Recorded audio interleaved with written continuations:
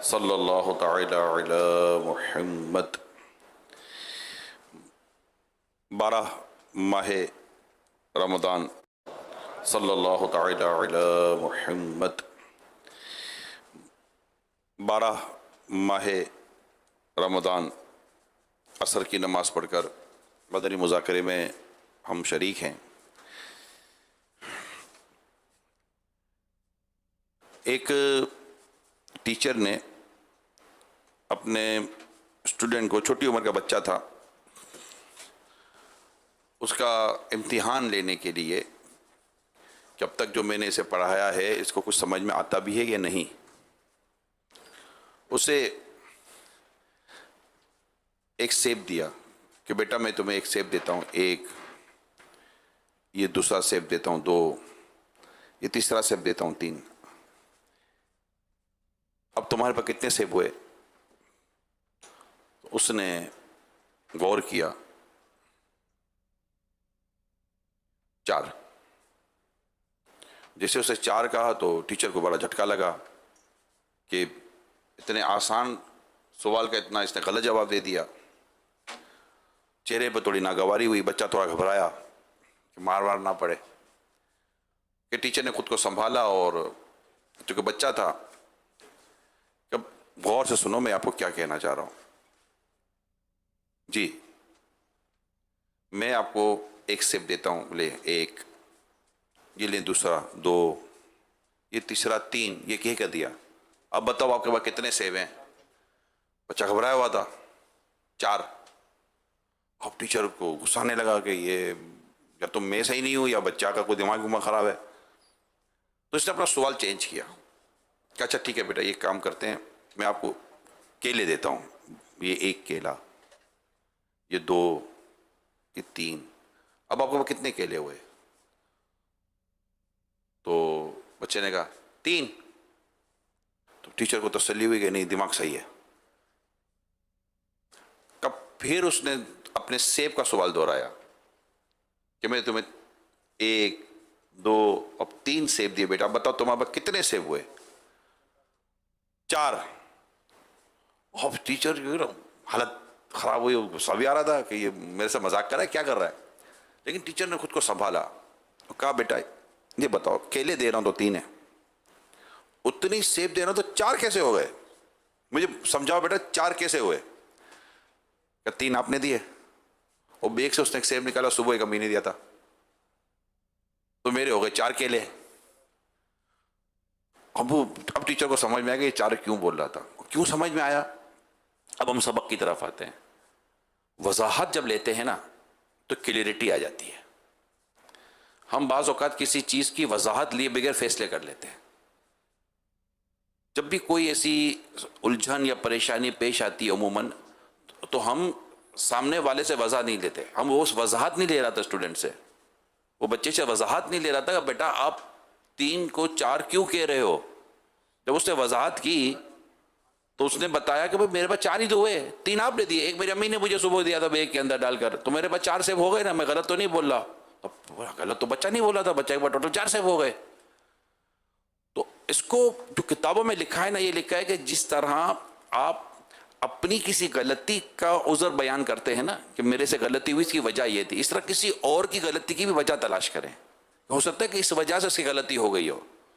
हम अपनी गलतियों की वजह ढूंढ रहे होते हैं, मगर किसी और की गलती की कोई वजह हमारे पास नहीं होती। बस ये गलती की क्यों? जब भी हमने किसी से क्लैरिफिकेशन मांगी, मैं जनरल बात कर रहा हूँ, 100% पर बात नहीं होती, तो वो अपनी बात की कोई क्लैरिफिकेशन देता है, कोई वजाहत देता है, कोई जस्टिफाई करता है अपनी गुफ्तगू को कि मेरा मकसद ये नहीं, मेरा मकसद ये था। और जब हमें मकसद पता चलता है तो समटाइम हमारी गलतफहमी दूर हो जाती है और हमें मौका मिल जाता है। जैसे उमूमन हमारे यहाँ आजकल होता नहीं है, इसने कहा और हमने फ़ौरन उसके बारे में या तो पोस्ट डाल दी या उसके बारे में कोई ऐसी बात कर दी। भाई उसे वजाहत तो लो कि आपने ये बात की तो मेरी समझ में नहीं आ रही, आपने ये बात कैसे कर दी। हो सकता है उसके बाद वाजिबी जवाब हो, दुरुस्त जवाब हो, आपको गलतफहमी हो रही हो और वो गलत ना हो। झगड़े निपटाने के 2 बड़े प्यारे उसूल हैं, या तो गलती मान लें या गलतफहमी दूर कर दें। इसमें इतने फायदे नजर आए, मगर ये होगा कब? जब आप बात करेंगे, जब आप अपने दिल में लेकर बैठ जाएंगे या एक का दफ़ा बात हुई और आपने इसका नतीजा निकाल लिया, तो बाज़ औक़ात एक आध बार नतीजे से मसला हल नहीं होता। चंद मरतबा पूछने से, चंद मरतबा बात करें, जबकि आपको पता है कि मैंने दिल में अपने किसी मुसलमान का कीना नहीं रखना, बुग़्ज़ नहीं रखना, बदगुमानी नहीं रखनी, मैंने इसके साथ क्लियर रहना है। यानी अपने सीने को मैंने मुसलमानों के कीने से और इनके बारे में गलत फहमी या पालने से अपने सीने को मैंने पाक रखना है। तो क्लियरिटी कर लें। जब मियाँ बीवी की आपस में गुफ्तगू हो जाती है ना कि भाई ये क्या हुआ, तो क्लियरिटी हो जाती है। एक औरत को किसी का फ़ोन आया तो रॉन्ग नंबर था, तो औरत ने लाइन काट दी कि ये भाईजान आपका नंबर सही नहीं है, रॉन्ग नंबर। लेकिन सामने क्योंकि लड़की की आवाज़ थी तो लड़के को शैतान ने बहकाया, उसे फिर कॉल की, कहा भाईजान मैंने कहा ना ये रॉन्ग नंबर है। कहा नहीं मुझे अब आपसे बात करनी है। तो कहा आप बदतमीज़ी ना करें, आप कॉल ना करें प्लीज़। तो कॉल काट दी। लड़के ने फिर कॉल की, अब लड़की फ़ोन ना उठाए, बार बार कॉल की। उसे कॉल करके कि मैं शादीशुदा हूँ, आप मुझे प्लीज़ कॉल ना करें और आप ये ना करें। उसको समझा दिया औरत ने। अब उसका कॉल औरत उठाई नहीं, अब उल्टे सीधे मैसेज करे। अब उल्टे सीधे मैसेज आप समझे कैसे कैसे मैसेज करे वो, अब रह नहीं सकता हूँ, नहीं ये नहीं, आप बात करो वगैरह वगैरह। अब एक दिन ये औरत अपने किसी काम में मसरूफ़ थी कि मैसेज आया उस लड़के का। अब वो फ़ोन उसकी सास के पास पड़ा हुआ था। सास ने मैसेज पढ़ा और वो मैसेज बड़ा अजीबोगरीब था। उसकी घूम गई सास की कि ये मेरी बहू क्या गुल खिला रही है मेरे घर के अंदर। अब उसने बहू से क्लियरिफाई नहीं, मतलब बहू से वजाहत नहीं कि बेटा ये कौन है, क्या है, मैसेज कैसे आ रहे हैं, क्यों, और कोई बात नहीं पूछी, लेकर बैठ गई। शाम को जैसे इसका बेटा घर आया, सास ने अपना मुंह ऐसा फुला कर रखा था। वहाँ खैरियत, हम तो लुट गए बेटा, बर्बाद हो गए, तबाह हो गए। वहाँ क्या हो गया, सुबह तो सही था, शाम तक सब तबाह कैसे हो गया, देख तेरी बीवी क्या गुल खिला रही है। अब जब उसने मैसेज पढ़ा तो पहले ही उसके दिमाग में डाल तो दिया था। अब जैसे उसने मैसेज पढ़ा तो उसका तो दिमाग खराब हो गया शोहर का। वो तो जाकर ये क्या बदतमीजी हो, बेशर्मी हो, बेगैरती, और दे मार। अब मारा मारी हुई बात पड़ोसियों तक पहुंची। शोहर बहुत हुआ। पड़ोसियों ने लड़की के भाई को फ़ोन कर दिया कि भाई आओ तुम्हारी बहन को बचाओ, वरना मार मार कर तुम्हारी बहन को मार देंगे। भाई पहुंचे। भाई ने कहा भाई क्यों मार रहे हो मेरी बहन को, क्या किया इसने? बोला ये देखो ये क्या किया। अब भाइयों ने जब मोबाइल देखा, मैसेज देखे, तो भाइयों की घूम गई। बोला बेशरम बेहया, हमारी नाक काट दी कर करके। कि भाई ने जो जोश में आकर मारना शुरू किया, बहन मर गई। मार मार कर बहन को मार दिया। अब केस पुलिस तक गया, और जब केस पुलिस पर गया तो फिर पुलिस ने तफ्तीश की कि भाई वजह क्या थी। तो वजह मैसेज। जब मैसेज निकाले और इंक्वायरी की तो लड़का निकला। उस लड़के को बरामद किया और लड़के को मैसेज तेरे हैं, कहाँ मेरे हैं, तो क्यों मैसेज कर रहा था, तो उसने सारी वजह बताई। बोला तो पता है औरत मर गई। उसने कहा मुझे नहीं अंदाजा था कि मेरी इस गलती का इसको इतना बड़ा होगा। वे तो औरत बात ही नहीं करना चाहती थी, ये तो बड़ी शर्म वाली, हया वाली और बड़ी मतलब नेक औरत थी। मैं ही बेशर्म आदमी था जो उसको तंग कर रहा था, और ये तो मुझसे बात भी नहीं कर रही थी, ये तो मुझे रिप्लाई भी नहीं कर रही थी। इसने तो मतलब मुझे जवाब देना ही बंद कर दिया था, तो मैं इसको तंग कर रहा था, मेरे इस तंग करने की वजह से ये सब हो गया। अब औरत मर गई, भाई को अपने बहन के कत्ल के जुर्म में जेल हो गई, शादीशुदा घर उजड़ गया। वजह एक गलतफहमी। अगर एक ही बार सास बहू से पूछ लेती कि बेटी ये क्या है, पहला तो ये कि उस लड़के की शरारत ही नहीं।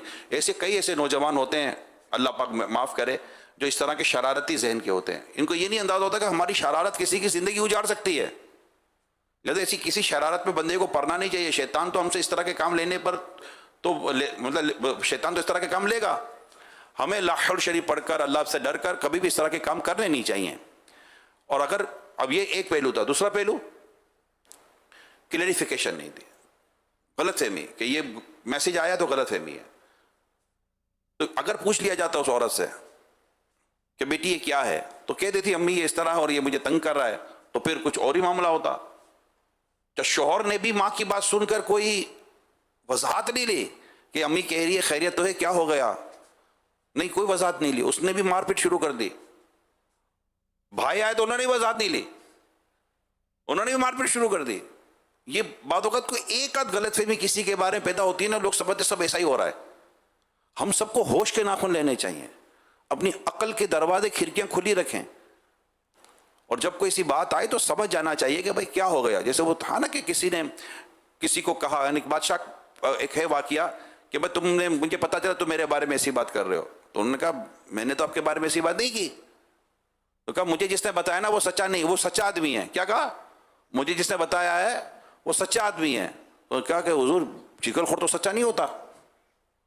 कितनी खूबसूरत बात की, चुगलखोर तो सच्चा नहीं होता। तो उन्होंने जो आपको बताया आपने कैसे सच मान लिया?